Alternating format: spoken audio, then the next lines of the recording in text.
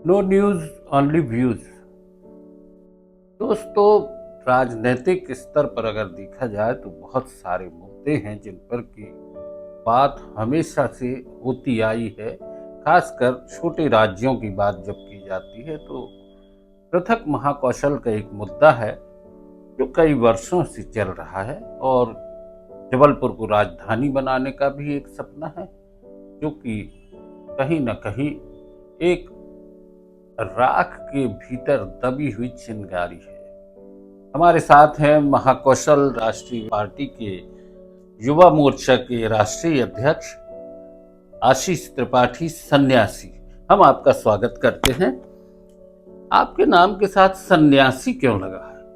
सन्यासी का मतलब हमेशा ये नहीं होता है कि जो तपस्या कर रहे हो, प्रभु की आराधना कर रहे हो। सन्यासी का बहुत गहन अगर उसमें देखा जाए तो उसका मतलब ये होता है कि जन सेवा करना।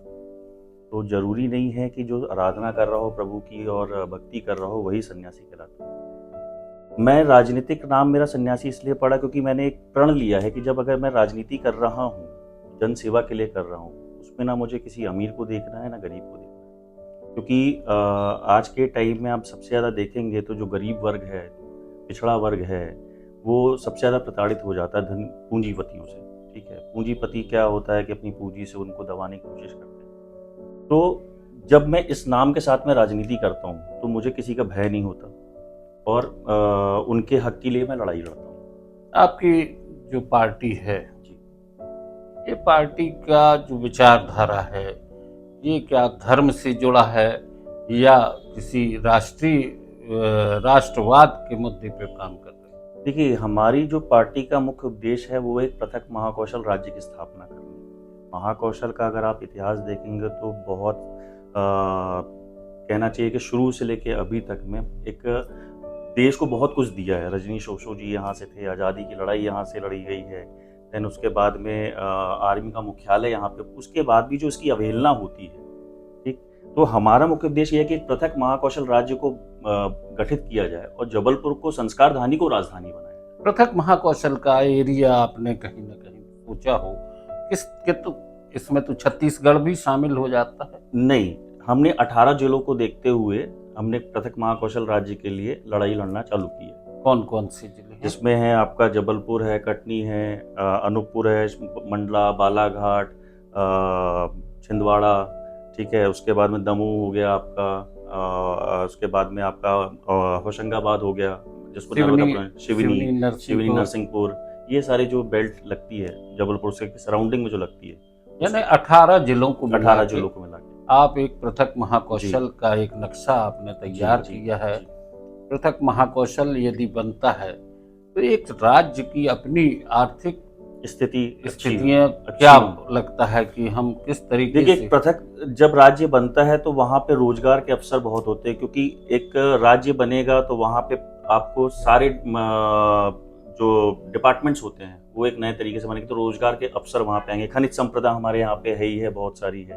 ठीक है, शिक्षा जो हमने जो सोचा हुआ आज के टाइम पे क्या है, इंसान जो चाहता है शिक्षा, स्वास्थ्य और रोजगार, इन 3 चीज़ों पे ही इंसान सबसे ज़्यादा आज जो मेहनत कर रहा है इन्हीं उसमें कर रहा है।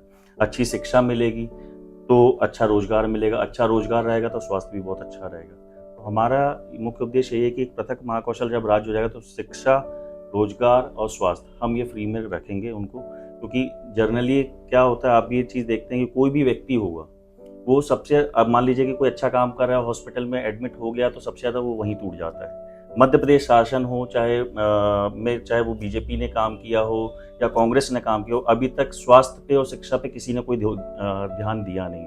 रोजगार की तो आपको पता ही है कि आज का युवा यहाँ पे कर क्या रहा है। ठीक है, अपराध श्रेणी में देखा जाए तो जबलपुर में कितने ज़्यादा अपराध हो रहे हैं, उसका रीज़न यही है ना कि उनके पास में, युवाओं के पास में रोजगार नहीं है। तो चेन स्नैकिंग हो रही है, पर्टिकुलर मर्डर्स किए जा रहे हैं, सुपारी लेके कॉन्ट्रैक्ट बेसिस पे वो काम करते हैं। तो उसका रीज़न यही है कि बेरोजगारी इतनी है, सही तरीके से शिक्षा और गाइडलाइन करने वाले नहीं है। पृथक महाकौशल एक मांग बहुत पहले भी होती जी, लेकिन वो मांग उतनी तेजी से नहीं चल पाई। शरद यादव ने भी एक अभियान शुरू किया था, उसकी पहले जबलपुर में पृथक महाकौशल एक समिति भी गठित हुई थी, उसने भी अपनी बात उठाई। अभी आपने सरकार तक इस बात को पहुंचाया है? हाँ, सरकार तक हमने पहुंचाया। हमारी पार्टी का जो गठन हुआ था वो 8 दिसंबर 2020 को हुआ था। महाकौशल राष्ट्रीय समिति के नाम से पहले हमने अपनी पार्टी को बनाया था। फिर उसके बाद में हमारी जो पार्टी के संस्थापक हैं और जो राष्ट्रीय अध्यक्ष हैं आदरणीय श्री डॉक्टर सतीश नाग जी, उन्होंने इसका निर्वाचन में जाके पंजीयन कराया, तब इसको महाकौशल राष्ट्रीय पार्टी के का नाम मिला। और अभी हम उसके लिए कंटिन्यूसली जो है कि अपनी टीम को बढ़ा रहे हैं, हम लोगों को आंदोलन से जोड़ रहे हैं, तो ज्ञापन हम उसके लिए दे रहे हैं पृथक महाकौशल अभी राज्य के आपकी लिए। पृथक महाकौशल का जो राजनीतिक स्तर पर कितने सदस्य होंगे? अभी हैं हमारे पास में अगर हम पूरे 18 जिलों में अगर हम बात की जाए तो हमारे पास में लगभग 50,000 सदस्य अभी हैं। हर जगह हर जिले में हर जगह पे संगठन जी जी खड़ा किया जी है? जी अभी किया हुआ है। हमारा जो मेन फोकस है अभी हम गांवों को ज़्यादा कर रहे हैं, क्योंकि गांव ग्राम का जब विकास होगा तब शहर का ज़्यादा अच्छे से विकास होता है। अभी देखिए अनाज हमें गांव से आता है, उस पर सरकारें ध्यान देती नहीं। आज किसान अगर आत्महत्या कर रहा है तो उसमें सबसे बड़ी समस्या क्या है कि उनको जितनी वो मेहनत करते हैं, रात रात में जाके वो पानी लगाते हैं, सारी चीज़ें करते हैं, बट उनको जो रेट मिलना चाहिए वो चीज़ों में मिल नहीं पाता है। तो हमने अभी यही फोकस किया कि हम गांव में जाके सबसे पहले जोड़ें, उस आंदोलन के बारे में उनको समझाएं ताकि वो हमारे साथ में जुड़ें, और फिर हम एक उसको नए विस्तार के साथ में एक पृथक महाकौशल राज्य की स्थापना करें। पृथक महाकौशल की जब आप कल्पना करते हैं तो एक बड़ा आदिवासी बेल्ट भी जी इसमें शामिल होता जी। है। तो आदिवासियों के लिए क्या योजना होगी? आदिवासियों के लिए देखिए हमारे यहाँ पे मैं आपको सबसे पहले एक चीज़ क्लियर कर देता हूँ कि हमारे यहाँ पे जात पात का कोई हमने क्राइटेरिया सेट नहीं करके रखा। हमारे यहाँ पे हम सिर्फ दो ही जातों को मानते हैं, एक पूंजीपति और एक गरीब तबका। हमारे लिए दो मेन चीज़ें हैं। रही आदिवासियों के लिए बात, तो आदिवासी आज से नहीं, पुरातन समय से चली, भगवान श्री राम के समय से चली आ रही हैं, और उनका हर जगह पे, चाहे वो आज़ादी की लड़ाई में हो, चाहे वो किसी भी आंदोलन में, उनका बहुत बड़ा योगदान रहा है। तो उनका डेफिनेटली विकास होना चाहिए, चाहे वो कोई भी हो। महाकौशल राज्य पार्टी अगर महाकौशल राष्ट्रीय पार्टी अगर अपने इस उपदेश में सफल होगी तो हम डेफिनेटली उनके विकास के लिए कार्य करेंगे। उनको एक अच्छी शिक्षा दी जाएगी, उनको स्वास्थ्य दिया जाएगा, उनको रोजगार प्रदान किया जाएगा। महाकौशल राष्ट्रीय पार्टी में महिला सदस्य भी होंगे? जी अलग से विंग है जी कि अभी? नहीं, अलग से विंग है, महिला मोर्चा है। उसके अध्यक्ष कौन है? उसकी अध्यक्ष जो हैं रुक्मणी जी हैं। रुक्मणी नाग थी पहले, रुक्मणी नाग थी, अभी अंजलि नाग जी हो गई हैं। राजनीति में परिवारवाद की बात आती है, आपने दो नाम लिए नाग, तो ये दोनों एक ही परिवार के हैं क्या? नहीं, ये एक ही परिवार के नहीं है। देखिए क्या होता है कि इन्होंने काफी समय से एक संघर्ष किया हुआ है, एक साथ में संघर्ष किया हुआ है। अब डेफिनेटली जो अगर कोई एक लाइन पे संघर्ष कर रहा है तो वो एक दूसरे को जानते हैं, उनकी सोच मिल जाती है, तो उस विचारधारा को आगे बढ़ाया जाता है। महाकौशल विकास पार्टी के एक राजनीतिक दल जब काम करता है उसको उसकी आर्थिक जरूरतें भी होती हैं, तो उसके आर्थिक सोर्स क्या होंगे आपके? अभी तो देखिए आर्थिक सोर्स का अभी हमने कुछ ऐसा बनाया नहीं है, क्योंकि ये एक गरीबों की पार्टी है। सदस्यता अभियान हमने चलाया हुआ है, सदस्यता अभियान से कर रहे हैं। सदस्यता भी हमने 10 रुपए का शुल्क रखा हुआ है ताकि वो इस आंदोलन से जुड़े। ना हमारा अभी कोई मोटिव है पैसा कमाने का, ना आगे कोई मोटिव है, जो एक राजनीतिक पार्टी करती है बढ़ने के बाद में, कि पैसों के लिए या जो कॉन्सेंट्रेशन उनका जो रहता है पैसों के लिए, वो हमारा है। अभी आपने 2023 का चुनाव हुआ, उसके पहले भी चुनाव हुए, तो चुनावों में आपकी क्या? मैंने खुद भागीदारी ली थी जब उपचुनाव हुआ था, दमोह से मैं खड़ा हुआ था वहाँ। तो क्या परसेंटेज रहा वोटिंग आपका? वोटिंग परसेंटेज तो देखिए सर ऐसा है कि बहुत कम रहा, बट हाँ ये है कि वहाँ पे जो हम जितना भी हमें चुनाव प्रचार में समय मिला, हम वहाँ पे गए, लोगों ने हमें समझा और अपना सहयोग मतलब आशीर्वाद हमें दिया, अच्छा खासा आशीर्वाद दिया। 2023 के विधानसभा चुनाव में आपकी पार्टी से कुछ लोग खड़े हुए थे? हाँ जी। कितनी जगह पे? हमारे यहाँ से 9 जगह पे लोग खड़े हुए थे, और टोटल परसेंटेज वोटिंग अगर देखा जाए तो 6% के आसपास में आया। 6% वोट आपको हासिल हुए थे। निश्चित है कि एक राजनीतिक दल की शुरुआत के हिसाब से 6% भी काफी होते हैं। आने वाले समय की क्या रणनीति है? 2028 में जो चुनाव आने वाला है उसमें हम 90 जगह पे अपने उम्मीदवार खड़ा करेंगे। जिसके लिए अभी हमारी पूरी तैयारी चल रही है। इन्हीं 18 जिलों में से मिला के। हाँ, इन 18 जिलों में से।